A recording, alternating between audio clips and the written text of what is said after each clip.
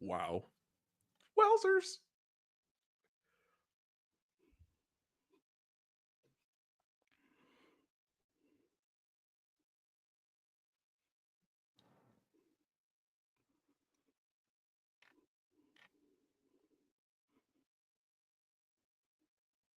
I don't know what they're going to be, but I have it on good authority that Nate Taylor is an anecdote machine today. So, Nate, you want to try doing the cold open? The cold open, ladies and gentlemen, is not an anecdote. We will do that right after the cold open. But, Josh, you and I have gone through a musical journey together. We love certain artists. We do. I'm sure you've heard the new Tyler, the Creator album. Chromacopia, many times. Chromacopia. Now, ladies and gentlemen, I don't do this a ton. I don't go home after work and then bring work with me. Okay. But I had to watch all the videos. I had to see the internet reactions to obviously Sunday's game. And it just reminded me of a song I just heard, Josh, where I think it goes... You don't wanna go to war with the soldiers. You don't wanna go to war with the soldiers. Now I'm gonna clean this up. You naysayers thought I was dead. You naysayers thought I was dead. You naysayers thought I was dead. And then Leo Chanal showed up. Welcome to Death Row. Thanks for listening to KC Sports Network. Proudly presented by Emprise Bank. If you're thinking about starting a business or know someone who is, check out Emprise Bank's SBA loans. It's always good to know your options, and they can be your partner in possible.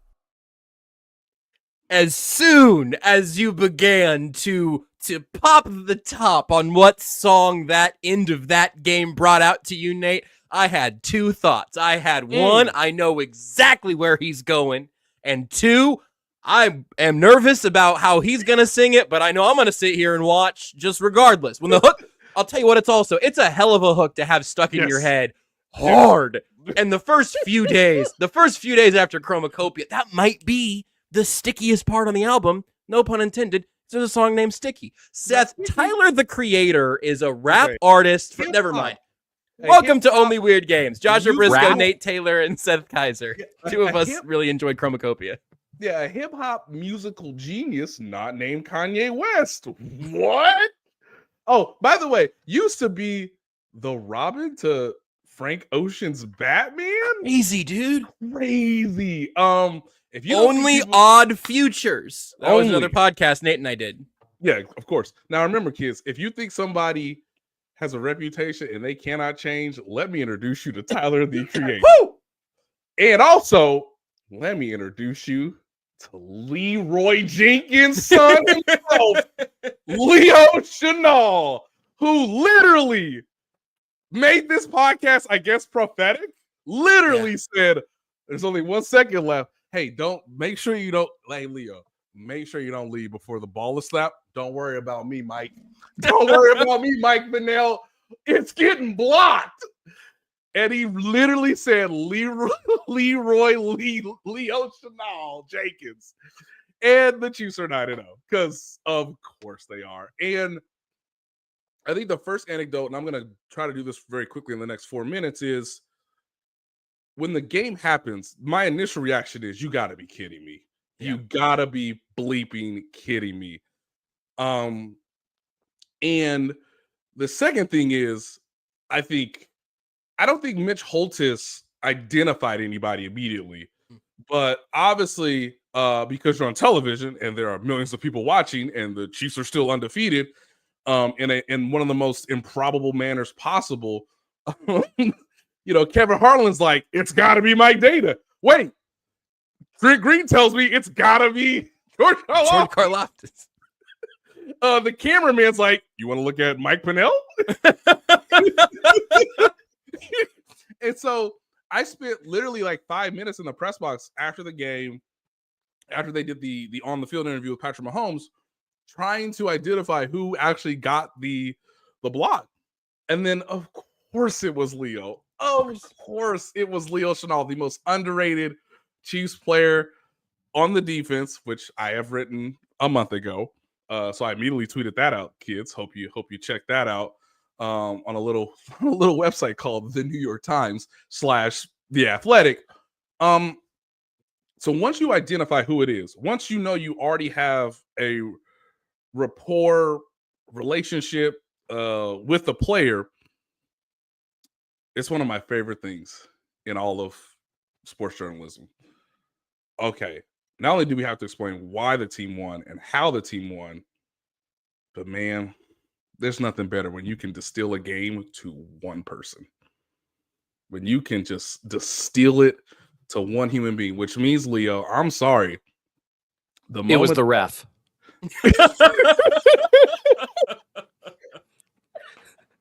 Perfect. Sorry.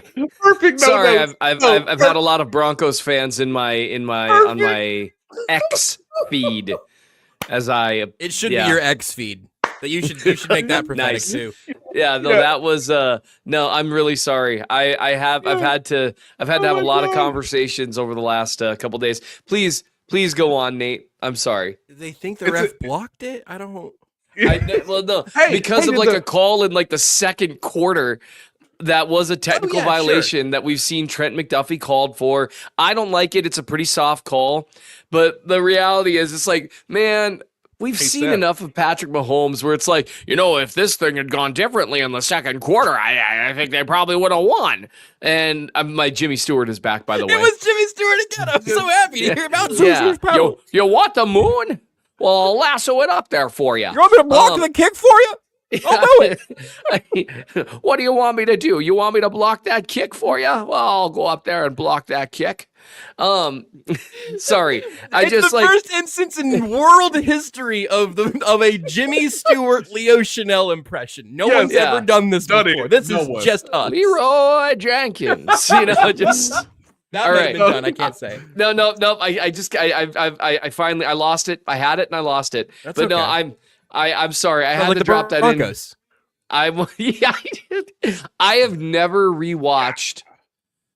I don't know. Even when the Chiefs have won, when they won the Super Bowl on a walk-off touchdown less than a year ago, I don't know if I've ever rewatched a play that many times in a row right after the game. Like, I couldn't believe it happened. Jazz fell asleep watching the game, which is funny because she loves close games. So she was so upset that she slept through it. I was just sitting there. I was sick. I wasn't feeling it. Was just, ugh. And I'm just this ball of stress. I'm like, I cannot believe this. I was literally mid-tweet about like something about, it's kind of a bummer. And I just put all caps, wait, what? I rewatched that so many times. Yes. Because, man, Harlan always kills it with calls in big moment. He just,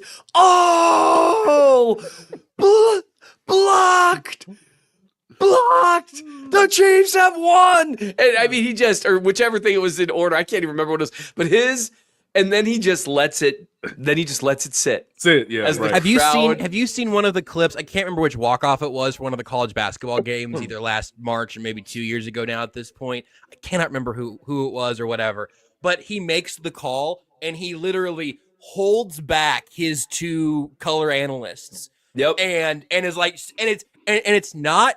There's not even a glimpse of him being like some like rude egomaniac. Right. No. It's just you know what he is? He is a conductor. Like he is orchestrating what is happening there. And he has such a, I think I might have talked about this last time we got to watch a Harlan game, which I think was 2 weeks ago. Yes. He has such a musical tone to that. His rhythm is so good. He started singing "Thought I Was Dead" by Tyler the Creator, and then stopped at the appropriate time. But it is block, Chiefs win, arms out, silence. Let the crowd do it. Let the crowd breathe. Yeah. Seth, you lost your mic. Your mic just came unplugged somewhere in there. You're good. The You other thing pick up the anecdote from in there, Nate. The other thing I was going to say too, from Seth's point, is, hey, if I'm Sean Payton, bring the ref over. All right.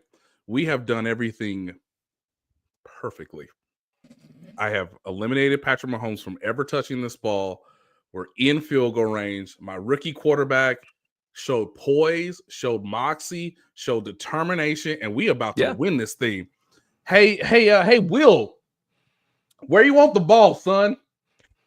Middle I want to have to kick it right over the head of that guy that falls over every time. Yeah. You want the right hash? You want the hey?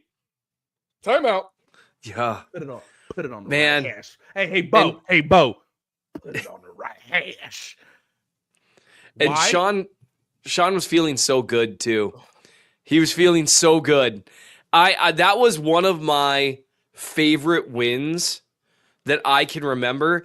And it just really stands out because last year, before the playoffs at least, and other than the Bears game, was a bit of a slog. This year, there's been a lot of memorable moments, and I think part of that is the offense has looked better this year than last year.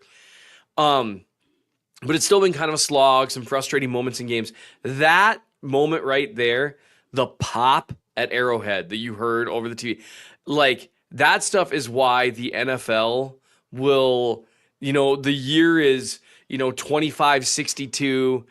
The Chiefs have finally lost a Super Bowl.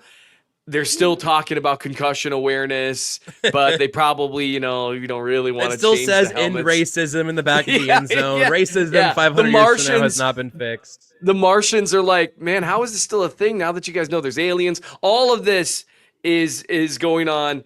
And I just, I'm sorry. We have not cured cancer. It is still a crucial catch. Yes. So, by the way, for people who are saying, well, Nate, does it not matter? Hey, man, experts have said, analysts, former players have said, putting it on the right hash to my gentleman's points when one of your guys on the end there is getting, I'll just be polite, getting overwhelmed. That is polite. Why would you put it on the right hash if he's lining up on the left side?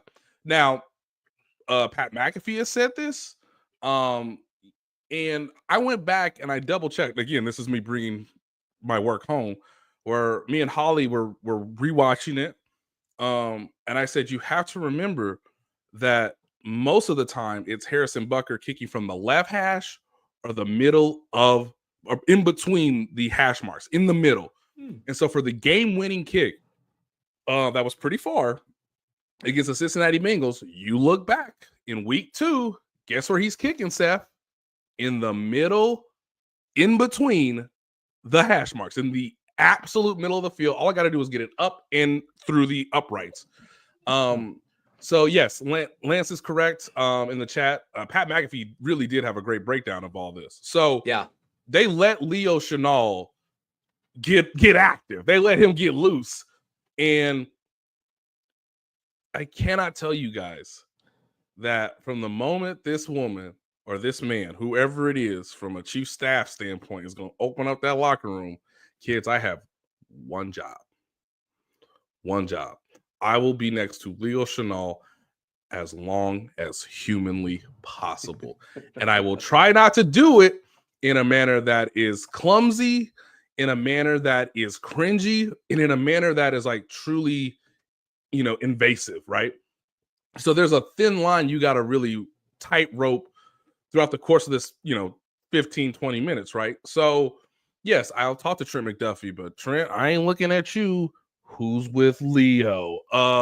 Hey, at some point there was a belief, and I had known this was not the case, but there was a belief that Mike Dana blocked the kick. So hey, Mike, let me just stick my little handy dandy recorder and keep my eye on Leo Chanal. And the beautiful part is, I didn't realize until the Chiefs put out the video about Andy letting him break down the huddle to end the day in the post-game celebration in the locker room. I didn't know all that. So guys were really coming up to him, and I cannot stress how great of a feeling it must be to think that your team is losing for the first time as, defending champions, perhaps in a disappointing manner, but understandable for all the reasons we're going to get to later. And then for you to rescue everybody, for you to be literally the reason the team won. Yep. And to have everybody acknowledge you in a true, sincere, endearing manner. Because you've been there a while. This is your third season. It's not like you're some rookie. Like, you've been there, you've been a part of 2 Super Bowl, seasons, and it was just really, really compelling to watch. And so you're trying to jot things down on paper. You're trying to like not be conspicuous. You're trying not to be obnoxious. But I mean, when he makes the walk from his locker to Travis Kelce's locker, oh kids, we are what's gonna happen here? Now look, there were no sprays of cologne this time. Obviously, in the initial version of my story, both men were shirtless. We decided for editorial decisions to remove that detail because neither man I had think the detail that Kelsey was shirtless still stayed in the story, right? at the bottom, but at the top, I Got make it. very Got it. Okay. at the okay, top, I excellent. make it very clear these bare-chested men are meeting one another. They are on a collision course. MEETING.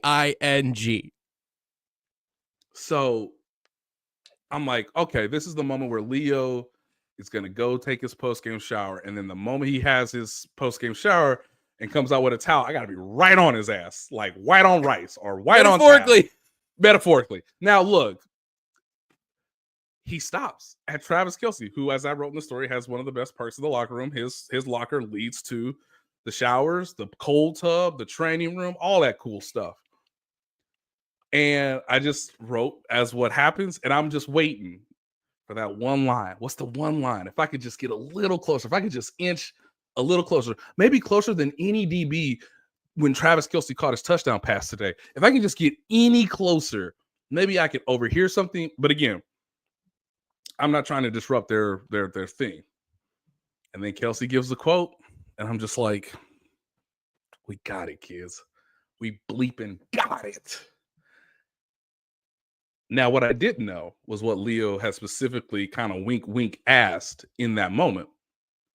But I got Travis Kelce's quote thanking him for not giving up when the game was still in the balance, which a lot of players, a lot of other teams would have given up, would have succumbed to the, outcome that just wasn't our day, boys. Get them next week. All right, cool. All right, we got something. And I remember I put my notebook out and writing the hell out of that thing. Like, just write it down. But also, please, Lord, no one look at me right now because I look like a maniac in here. Because there's like 40 to 50 other reporters, other videographers, TV people, radio folks, obviously newspaper man, and little old me. So, like, I hope nobody's watching this. Just everybody go somewhere else. Talk to somebody else, right? But I'm obviously focused on Leo. And so I'm watching this man put on a hoodie. And then I said, okay, I know the Chiefs have informed me that he's going to the podium. I know that Luke Shano from the Chiefs public relations staff has told me he's got to go from the locker room to the podium. It's a podium game, obviously. And I said, Luke, I didn't really say this, but my eyes said, get away. Go somewhere else. Get Not out yet, of Luke. here. Not yet. Freaking yet. So I asked him about the block. He talked to me. I actually sat in. It's too late. I'm going to share this detail. You're not supposed to do this. You definitely could stop right now. You definitely could just. Okay. It's mostly an etiquette thing. You're not supposed to sit in someone's locker. I sat in Drew Tranquil's locker, kids. I was sitting in Drew Tranquil's locker next to Leo Chanal, and how much of the block was similar to the Super Bowl block, the extra point. What did he do? Was that truly something that was game planned? Yes. Great. Okay. Cool. Thank you so much. We're done here. I don't need to go see you at the podium. But then comes Travis Kelce out of thin air with some jeans on, no shirt, and he's walking ever so gingerly because he's 35 years old and his body must hurt after even the warmest of showers I can imagine, and hands his game-worn jersey to Leo Chanal. And Leo Chanal in that moment looked like a kid on Christmas Day. And I wanted to get close, but I couldn't. I wanted to read what the message was. I was so curious if you snuck a peek, but I figured it would have made it.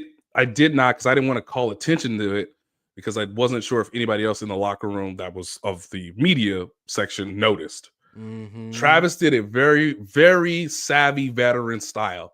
Just hand it to him, hug, love you, thank you, you're welcome. All right now. And then he walks over. So, I mean, it's less than a minute. And I saw Leo look at it, and then he rolled it up, put it in his backpack, put that backpack on, and we out of here.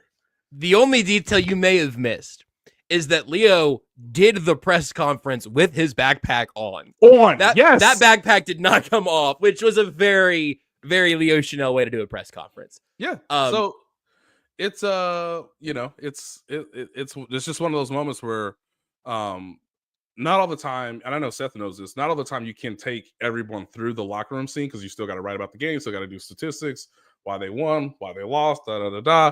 But like it played out in a way that I couldn't have anticipated, and that only happens because I knew who blocked the kick, and I knew that we could distill this game into one obviously key moment, and you need me. You need me in that room. You need me on that wall.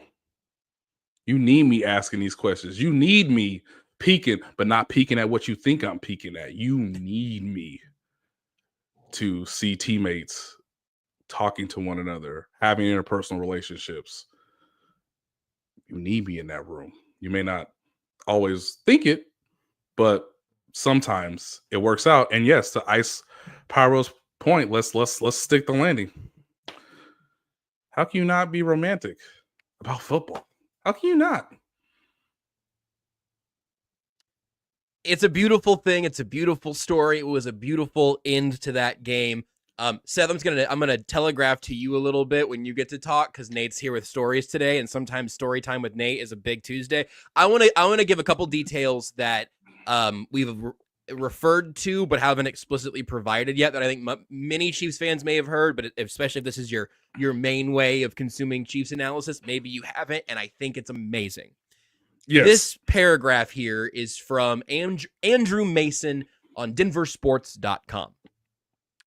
If you didn't know, Leo Chanal runs over through Alex Forsyth, who lands on his back as he goes through, and Leo makes the physical ability to throw a man and then extends back up again. That is a heck of a clean and jerk. I don't know if there is a rep for that. Leo has enough muscles to make it work. Here's from Andrew Mason and denversports.com.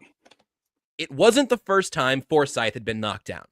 In fact, in the Broncos' last 10 place kicks, including extra points, opponents forced him off his feet 8 times. Yikes. Carolina did it on all 4 extra points in week 8. Baltimore got to him once last week, and the Chiefs did so 3 times Sunday, once on the Broncos' second PAT, then on both field goal attempts. This goes back to me to the larger conversation that we try to have all the time that we can never really solve, and I feel like we've solved it, at least in this instance. It's something both of you have already alluded to in different ways. We talk about this whole like finding a way to win thing. I'm putting that in air quotes because oftentimes clutch or finding a way to win is just what you say happens when a great player is great in a big moment, or when a player is great in a big moment. It's very vibey. It's sort of this ethereal thing. And I think this is based on something concrete and something vibey. The concrete part of finding a way to win is by being exhaustively prepared to know what happens if you bull rush the left guard in field goal protection. That you've seen this on tape, that you practice it, you have the talent amongst your players who then have to be disciplined enough to execute that thing. There's no mystery in any of that. That is cause and effect and execution. And for the Chiefs, for example, your quarterback is the master of executing, of discipline, of having all the talent in the world. The Chiefs find ways to win, big air quotes, because they have great players, great coaching, great preparation, all of those things coming together. But I think the vibes matter too, because as you said, Nate, Leo thought, hey, you know what? I can block this kick to win this game, I'm going to do that. Somebody in the chat mentioned that McCole Hardman said that he didn't think it was over because he's seen too many crazy things happening from this team. Yes. That's earned. It's not just chaos. It's not just only weird games. It's also Super Bowls. It's seeing this team do it in the playoffs, seeing all sorts of players step up. There's no player on this team too small to make a play that could win you a Super Bowl. And the stars are also there preparing throughout the week, knowing that they're in every game all the time. Seeing all of that come together in a combination of special team scouting and freak athletes and the vibes you need to pull that off, I think is a weirdly perfect encapsulation of where this team is at. Seth, anything else within that entire conversation, from the block kick to the execution to whatever else there may be? It's such an important thing to keep in mind, the myriad of ways the Chiefs have found to win. At a certain point, it's not an accident. It's not just luck. Now, part of it is luck. I mean, every win involves some luck, especially getting deeper in the season. And that's not even taking aside like injury luck. It's, when was a ball fumbled? Was there a split second difference? What direction did the ball bounce? All those things. But also being a team that is willing to do what it needs to do in order to shore up weaknesses while emphasizing strengths. And we constantly, we tend to scream for these changes to be made faster than they usually are, because Andy Reid is not necessarily reactionary. And sometimes that's a good thing. Sometimes it's a bad thing. I wish he was a little quicker. But I will tell you one thing. There is no way that same guy is lining up in that same spot for the Chiefs after getting run over that many times. Now, the teams on special teams with kicks are put in a weird position because you need a bunch of offensive linemen, basically almost as many as you've got. And your stance is different than what you're normally in. But I guarantee you that someone that got run over that many times in special teams would not be in that spot. Or they would say, hey, I prefer the right hash. It's like, no, we can't go. He's been getting run over all game. Got to do it straight ahead. Those little things really matter. And that's where, we saw, if we want example, one that everyone's talking about right now with left tackle, Kingsley Suamataia, he got the hook. He was clearly not, he had such a bad day against Hendrickson. And then I think it was actually worse Sunday, honestly, because you have a different quality of competition issue. Although that 15 from Denver, man, that dude screams off the edge. He's really tough to block on obvious passing downs. But Suamataia is clearly not ready. And it's disappointing, when he looks so good in the preseason, in a limited sample size, all that. But with Andy, you are going to see more reaction and more change based on stuff like that. And that matters. The details. And that's part of, I think, being willing to adjust things on the fly. That's part of why, as much as it frustrates people, and including me, because I think there's ways around it, but like watching the Chiefs look like a totally different team in 2023 than they looked in 2019. Yeah, completely different team. And even a pretty different team than 2022. Being able to do that is part of how you stay a winner. And so I thought that was really interesting. It's one of the things I focused on was they really do have ways to win. Oh, and shout out to Dave. Everyone blamed him for Harrison Butker's shanking that kick. Apparently it just came off his foot wrong. And so that's my bad, Dave, because I was like, why wouldn't you kick it out of the end zone? Like, why? And I was not alone in that sentiment. So that's really all I have on that. Those things, it was one of the most fun wins that I have watched in a while after kind of a game. So that was so cool.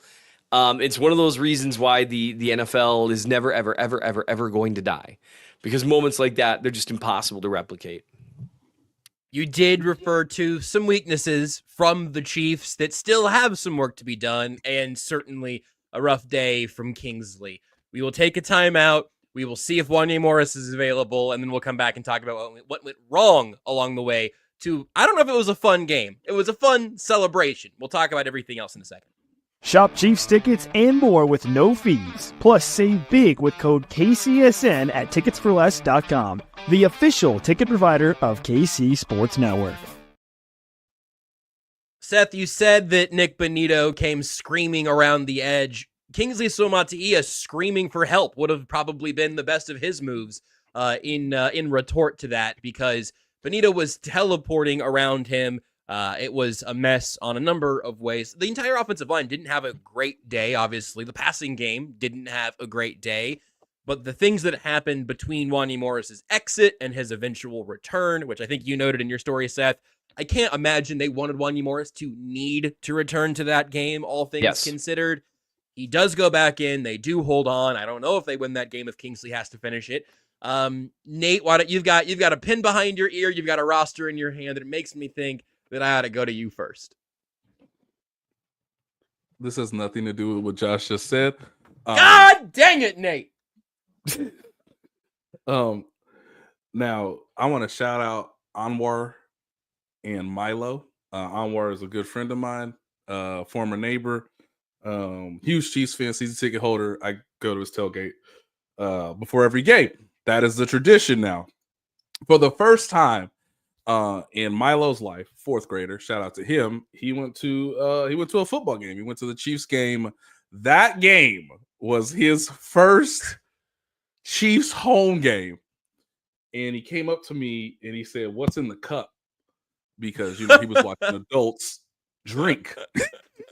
And I said, "Fair question, sir.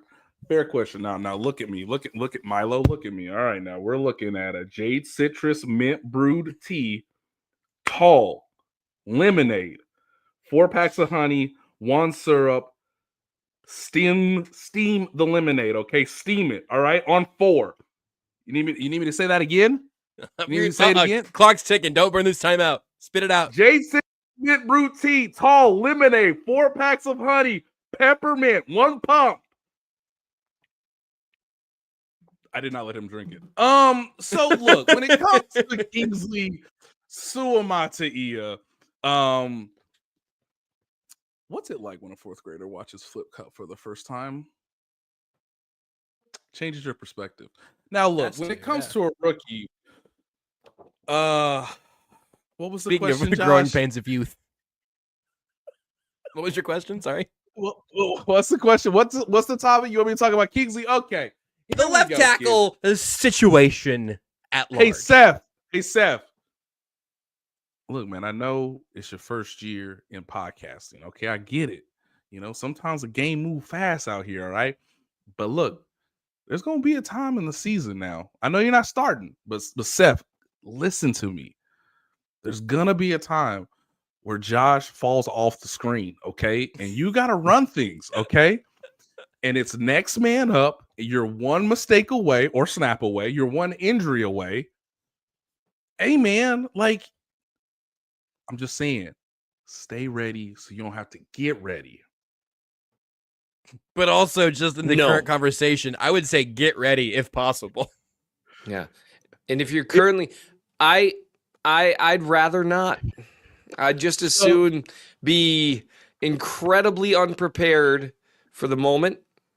Okay. And that just seems more fun. And look, you know what? There's no reason to think that Suamataia isn't putting in the work. Andy Heck is a good offensive line coach. Of course he is.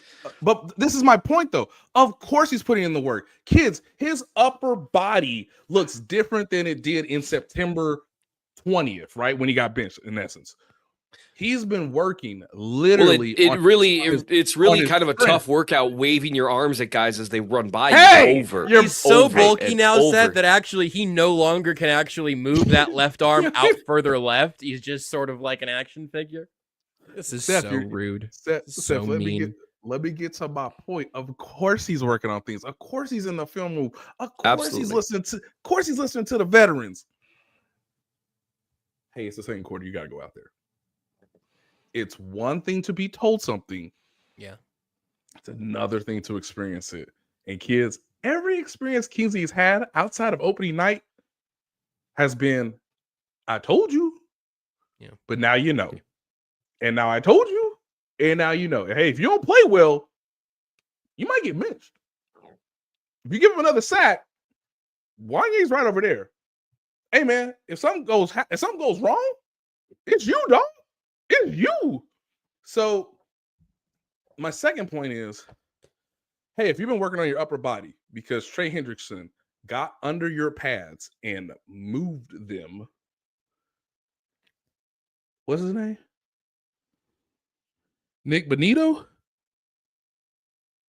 He's speed, which means your feet got to work. Yeah. So now we got to work on your feet, son. We got to marry them up. We got to match them. We got to marry them. We got to blend them. Let them marinate. But they picked a second round developmental tackle like they picked a second round developmental defensive end. And sometimes you learn these things midway through their rookie season. You projected Tano Passanio, Breland Speaks, Sky Moore, Kingsley Suamataia to be a starter-ish or a contributor. The next time Chiefs fans should hope to see Kingsley Suamataia, and I looked this up earlier today because it's due to the calendar, not necessarily the schedule. You really don't want to see Kingsley until January. Against the Broncos again. He can have week 18, right? Yes. After the Chiefs play the Pittsburgh Steelers. Again, this is what the for the 1 seed, probably, like we all thought. Yeah, you know what he really needs? It's like, hey, how are you going to do against TJ Watt? No. We're getting past that. We're getting past that. After that Kingsley, game, Sam, Kingsley can see Nick Benito again in a game that doesn't matter. No. Wanya Morris will handle TJ Watt. Oh my God. No, TJ Watt will be over. He'll be over Jawad Taylor. And hey, buddy, hey, I don't care how many times they penalize you. You better start fast. You better get out of that stance faster than daylight. Hey, Kingsley, it's another thing. You want to know why Wanya Morris starts off fast? I ain't getting beat. Hell no. I ain't getting beat. I'm not getting beat to the corner. And Benito took advantage of that and beat him inside once too. He just his feet are a problem. They're a problem, and they're a work in progress right now. What percentage is the loading bar, would you say, Seth? You keep making a lot of fun faces before you finish your sentences.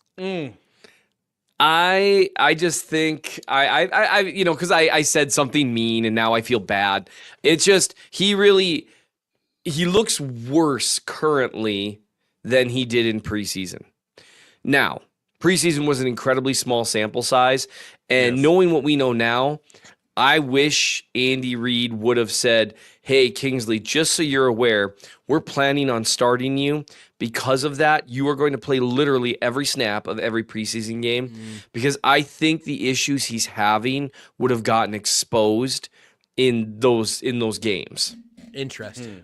Or maybe he would have worked through them because some of the stuff he was having a problem with. Mitch Schwartz had a great series of tweets on this. Are technical in nature. Yes, he's got the build, he's got the power, he's got the athleticism. You actually saw that they had a toss to the left where he got out ahead of Hunt, and you could see that athleticism in space. His strength is fine, upper and lower body. He's got great length. He's plenty fine in all those areas. His lack of consistency in his feet and his hands. Because it's not, everyone's like, oh, it's his feet. No, it's his hands too. Because if it were just his feet, he could cheat to the edge and then push guys around the. Hey, I couldn't see his hands because I saw his feet. I couldn't see his hands, Seth. Couldn't see him because his feet. Because of his feet. I couldn't get to the hands because I kept looking at the feet. And that actually would explain. I think you got someone who's thinking while they're playing. Of course. Of course. And that's borderline impossible to do. right. At offensive lineman. And so he's just going to have to continue to battle through it. I'm glad he got some in-game experience, and I thought about reviewing it, and I just don't think I don't think it would benefit anyone, and I don't think I would be able to tell anyone anything they don't already know. You know, I mean, yeah, he lost a lot. His first series in, that first rep, you're like, oh no. And then he actually was fine for a little bit, and then it went right back to oh no. And so those things are, I don't think he's playable this year. And that's something that when you're an injury away, like this was I've always been like this whole move Joe Thuney to left tackle. I've always been like, no. Watching everything, I was like, maybe, because it's better than that. But then, what do you do about the downgrade at left guard?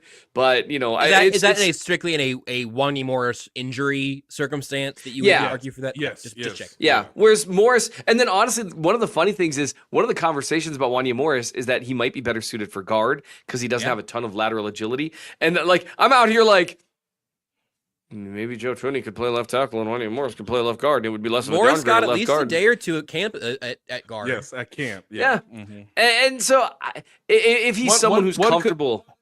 One could argue in 2025 and moving forward, that might be his logical destination.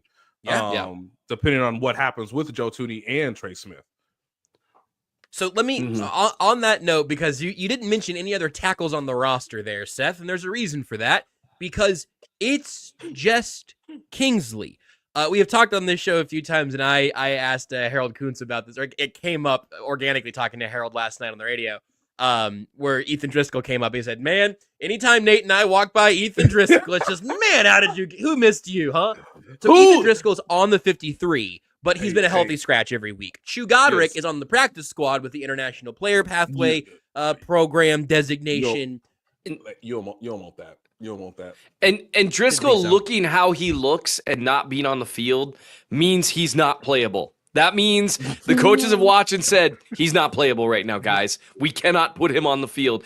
And you should know something. Now, not the coaches get it right 100% of the time, because they don't. Right. You never know until the guy's out there. But given that they're like, our best option right now is Kingsley where he's at, should probably tell you what it looks like with Driscoll. Because, I mean, if we're doing like, what's the bus test, like the guys you want to get on the bus. Oh, my Driscoll's God. like, good Lord. So what is he, 6'8", 6'9"? Dude is a freaking house, man. You don't want him to be the Freaking first one off the bus, because he'll make the rest of your team look small. So like you have to, he's got to be in the middle somewhere, the bell curve kind of thing, like just by height. So the issue within all of that is that makes Kingsley the backup left tackle.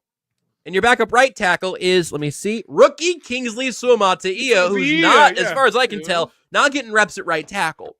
So by the way, I think Ethan Driscoll is redshirting at right tackle, is my understanding right now. That's kind of interesting. Because Juwan Taylor's that's under contract next year no matter what. Right. I know they play Ethan at both spots, I think, in the preseason, if that's correct. But, like, again, based on who you have on the roster, based on the availability, again, to your point, Josh, if an injury does occur and you're rolling into next week, okay, maybe you do elevate Ethan and he's more right tackle versus left tackle. So with that in mind, I think if Juwan Taylor got hurt, you'd almost have to move Wanya Morris to right tackle. I mean, or I guess you could do the Joe Thuney thing and still move one. Regardless, I think Wanya Morris almost has to be your right tackle up if it's not going to be Kingsley on the right side, which I don't think is solving any of those problems. And so all of that to say, it was a contentious spot entering the year. It is a contentious spot now. Donovan Smith has responded to a tweet from Jeff Allen. I'm just going to say, I couldn't possibly be less interested in David Bakhtiari. I don't think that conversation makes any sense at this point. But Donovan Smith started a football game for this team 9 months ago. It was called the Super Bowl, and they won. He's protected Mahomes' blind side. There's some familiarity there. I have to imagine trust there, yes, which has been in short supply. For me, at least, not having yet heard you talk about it more, Nate, or had you kind of break it down what you remember seeing from Seth. But for me, as somebody who was not interested in Donovan Smith in training camp. I thought you had to let this experience play out. It's played out. We are here in November in something resembling a worst case scenario. Donovan Smith wasn't interested in training camp either. Good. Thank you. Helpful. At my spot now, I'd say, hey, look, Wanya Morris is our best case scenario starter at left tackle, but we are thin and you're probably going to have to play. Would you like one more paycheck or, several more paychecks, either on your way to retirement or on your way to a renaissance next season if somebody else wants to sign you in free agency? I'd make that call to Donovan Smith now. In fact, and Seth, I know you've written about that you also would. Nate, have the Chiefs made that call? Do you think that call is coming right now, considering where the left tackle spot's at? It's a lot of hand gestures for the audio audience. Thank you. I have not heard that call has been made. Obviously, that call is available. Was there a thought that went into my mind? And I'm wondering if you felt the same, Josh, where, we're supposed to get Andy Reid usually at noon on Mondays after games. Yep. And Andy Reid talked to us at 12:40. Yeah, man. No rush. Well, listen, they had to get back after the late primetime road game. Oh, no, they played at noon at Arrowhead. I don't know. And so what thought was at the time was like, all right, so clearly they need to get off the phone with Donovan, do this news conference, get back on the phone with Donovan. Now, I don't know that that's happened. I have not heard that that's happened. I think I said it on the radio today earlier, but based on the cap situation, which I need to look at just to refresh my mind again, Donovan Smith is available. Do you want to do it now or do you want to do it in Thanksgiving? I mean, I know they play Black Friday.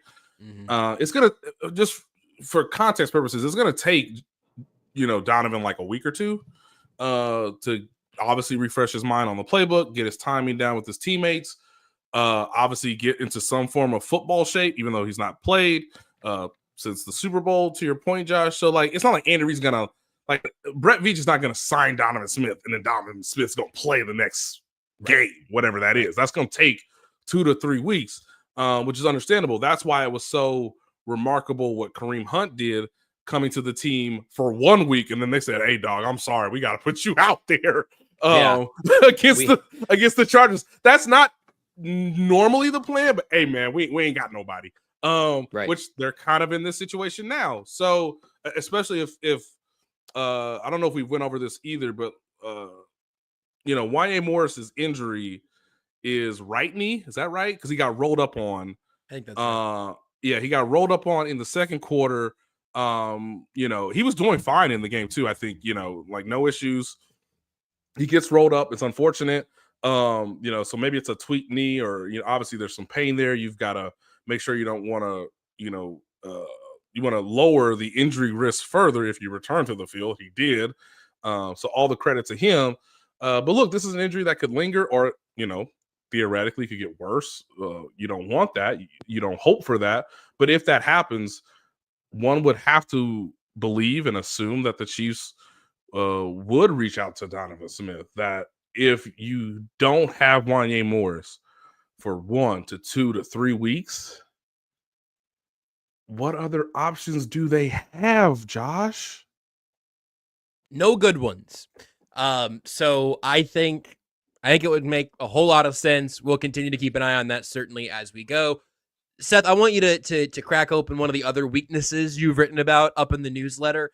I think the one that I am most interested in also corresponds with the news of the day, that reportedly the Chiefs will be activating Isaiah Pacheco and Charles Omenihu to their 21-day practice window. So you're not going to see either of them against Buffalo, and then as far as I know, I would be shocked.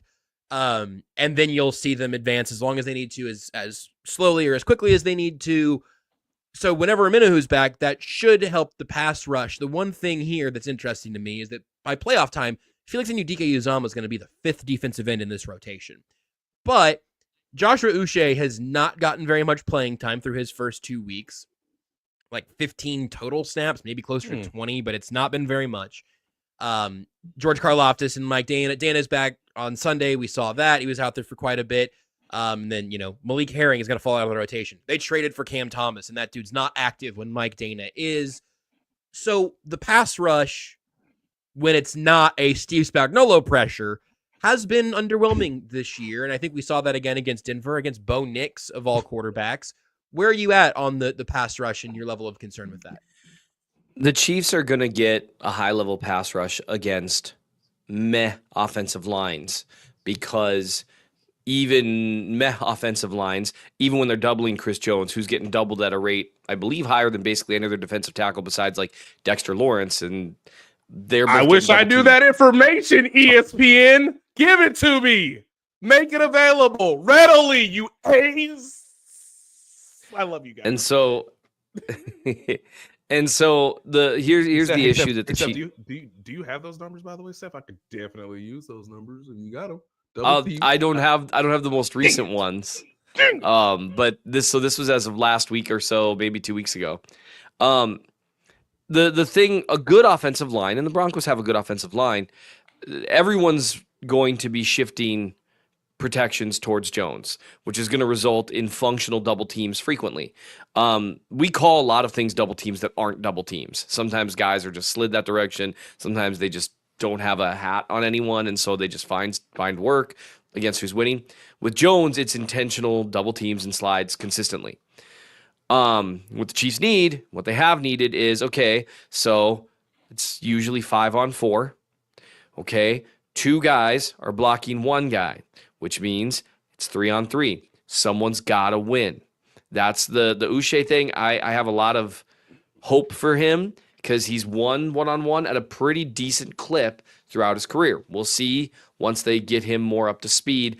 It was interesting seeing him do a few, like on the few snaps that I saw him, he looked like he was really trying to do some power-based rushes, which is not really his forte. So I'm curious about the fit there because Spags has a specific way he wants the rush done and all that fun stuff. Right now, George Karlaftis, good football player, not particularly above average winning one-on-one. Tershawn Wharton, having the best of his career, but he's a little above average winning one-on-one, but not very high. Mike Dana, not really a one-on-one winner with consistency, more of a pocket crusher, good run defender. FAU, that kind of. It's either Uche or maybe sometimes George, sometimes it's Tershawn, but it's just not consistent. And so 2 games in a row now, you can see when they're rushing 4, it's Jones or usually not much. And you just can't count on guys that only win at like an 8 to 12% clip. Not even 12, more like a 6 to 10% clip. You can't count on them to get that complimentary rush. And even when Jones does get pressure, if no one else is, remember, it's frequency and intensity of pressure. Intensity of pressure matters. It's what turns a pressure into a hurry. It's what turns a hurry into a hit. It's what turns a hit into a sack. You need all of those things. So, Charles Omenihu coming back would be huge. Like Isaiah Pacheco coming back would be great. They need someone who can take some of those carries. They need it badly. He seemed like he was ready to contribute to the passing game. Kareem Hunt's played well enough, and that position is reliant enough on blocking that I don't know if it's going to be a huge boost, but I think it'll be a little boost. And again, you can wear teams down, that sort of thing. But Omenihu coming back means you've got that one-on-one winner besides Chris Jones. And that he did a good job with that last year. He's not elite, but he's well above average in terms of his one-on-one win rate. And the way he wins fits so perfectly with Spags. That's something that they need because right now it's hurting their secondary. And it just makes life harder. Not being able to get that consistent pressure. So that's the good news is there's potentially an answer in house. You know, he tore his ACL in late January. Real bummer. Now we're at that 11-month mark to where, well, we'll see. So I was being so respectful. I was being so respectful earlier that I muted my mic in StreamYard, and I was just interjecting there to say that it's a bad timeline for Omenihu, no matter how you slice it. And I was just so swept away by Seth's analysis that I forgot to unmute myself. Just say you were right, Seth. Late January. Just say you were right, brutal, man. Just say you were right, Seth. Well, I mean, this was the time we were hoping, best case scenario, in my opinion, that Amenahu would be able to come back. December is going to be key. I personally I've been looking at this season in terms of before Amenahu and after Amenahu. And my thing was, if the defense can hang on and be good without him, like they were last year, and they can, have a decent winning record, they're going to be cooking with gas. Well, crap, they're 9-0. And that's pretty incredible. I don't think he's going to be playing in the next couple weeks. I think early December is I think they'll play out a couple weeks and then activate him if he's going to be able to be activated at all. But it's really encouraging to see them utilize that 21-day window. It's nice to see reinforcements arriving. But that is the left tackle stuff. If Morse goes down, and the pass rush, those are two of the 4 issues that I said. I mean, look, Denver kind of exposed that. They were able to get too many throws off without pressure unless they blitzed. And some of their blitzes got taken advantage of. And when you have to blitz, that's what happens. And then obviously the left tackle position got taken advantage of. And so those are things that Denver is not. We talked about this a little bit. I think Denver's a weird matchup for the Chiefs because the ways that they win, the things that they're really good at, are ways that you can squeeze the Chiefs offense. They got 2 guys who are suffocating in man coverage. Whereas Hopkins is at the point in his career to where he can beat average and above average corners consistently. Elite corners, he'll beat them a couple times, but he's not Justin Jefferson. He's not going to, generate win after win after win against a Patrick Surtain. And so they can squeeze that way, and their ability to get pressure from the edges, especially, that can squeeze the Chiefs. So that they're a weird matchup in that way. Pittsburgh kind of low-key is too, honestly. Although their secondary isn't as good. But Christmas is gonna be ruined. I'm just feeling it now. The 2 times we've talked about that game, I felt kind of grinchy. And so that's where the Amenahu thing becomes so important.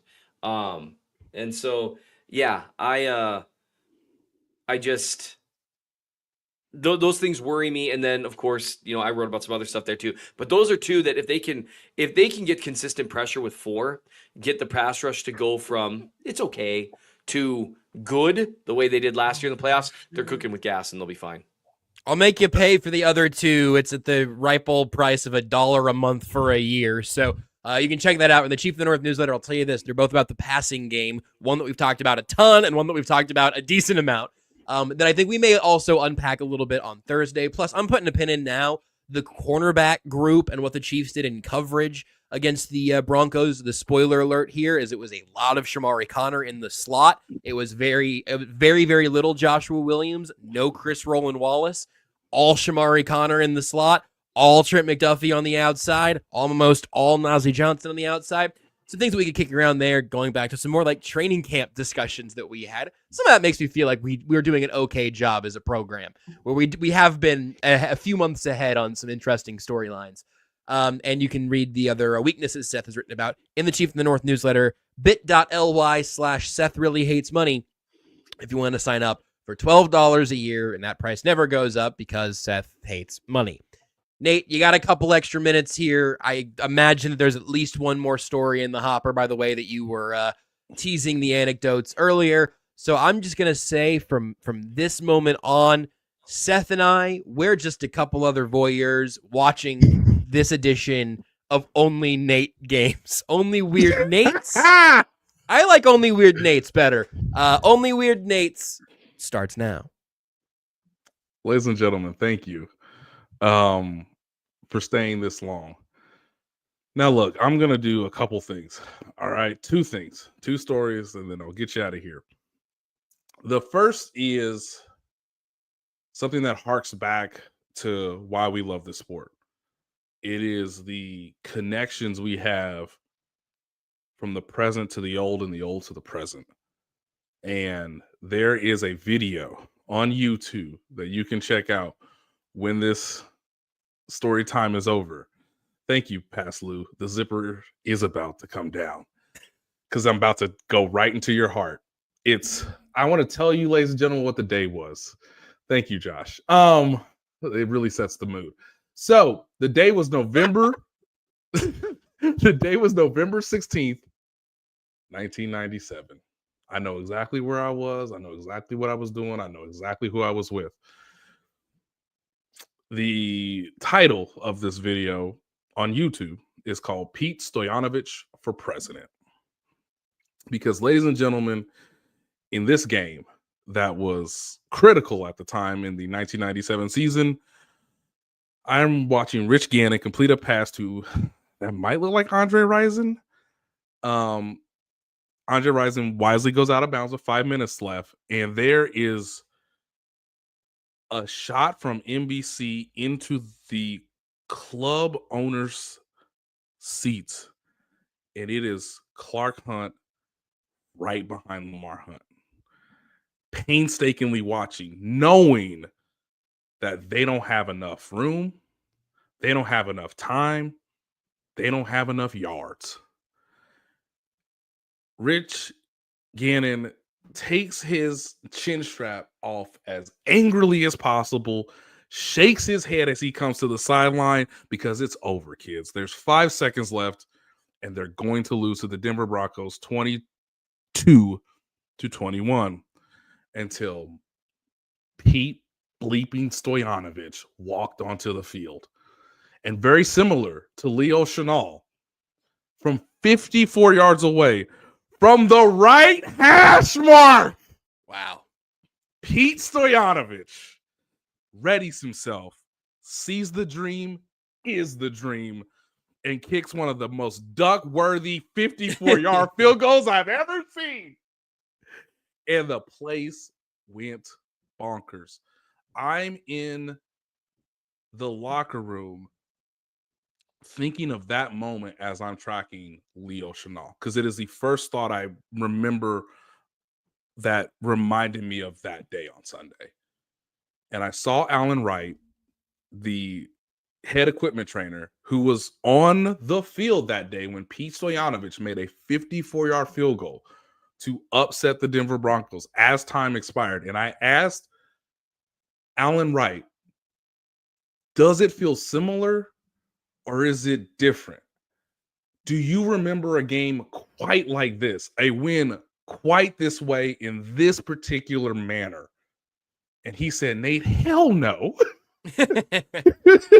And his quote, which I did not put in the Athletic, but his quote was, the league must hate us. And he walked by me to continue to do his job as the head equipment director.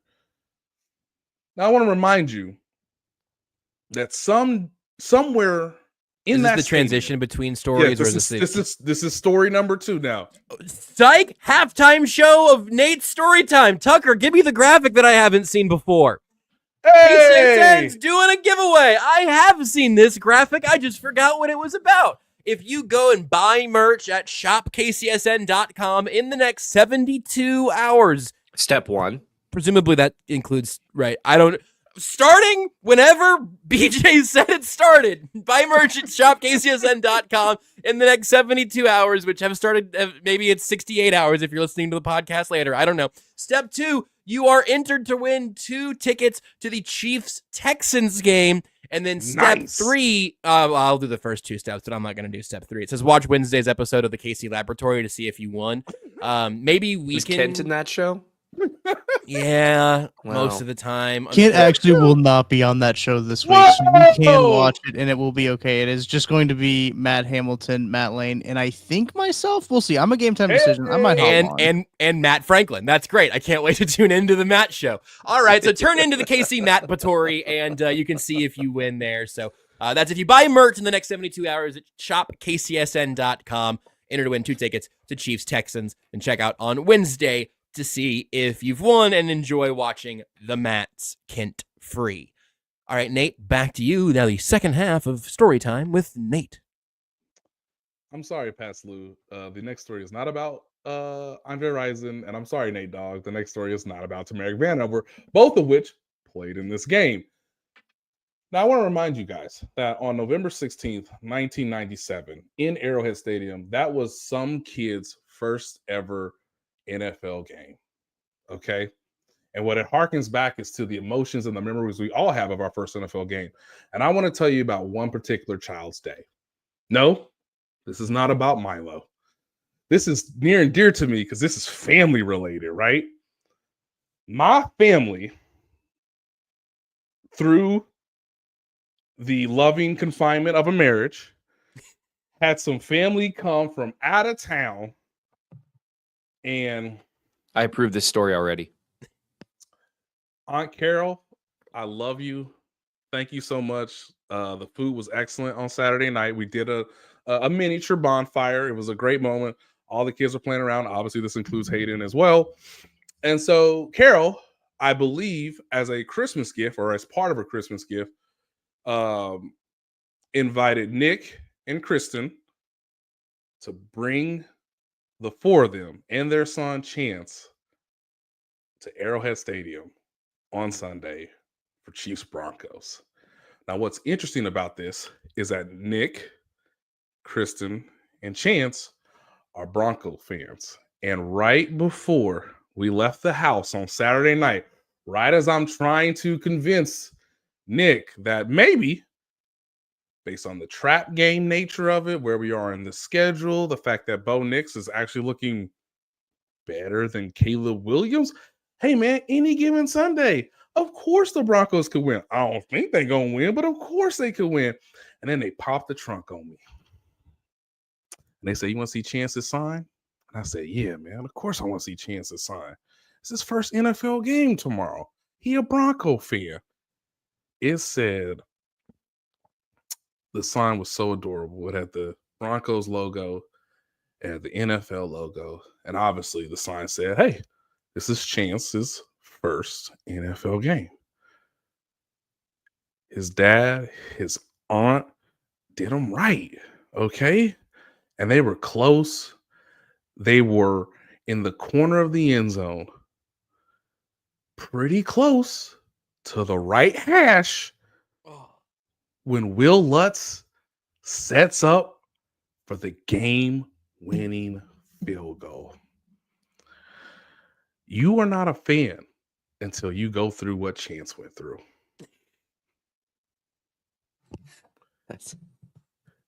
You don't want to go to war with the soldiers. You don't want to go to war with the soldiers. You don't want to go to war with the soldiers. I love you, Chance. I'm never sorry. heard. I'm sorry they lost. I've never heard that. I've never heard that hymn before. It must be a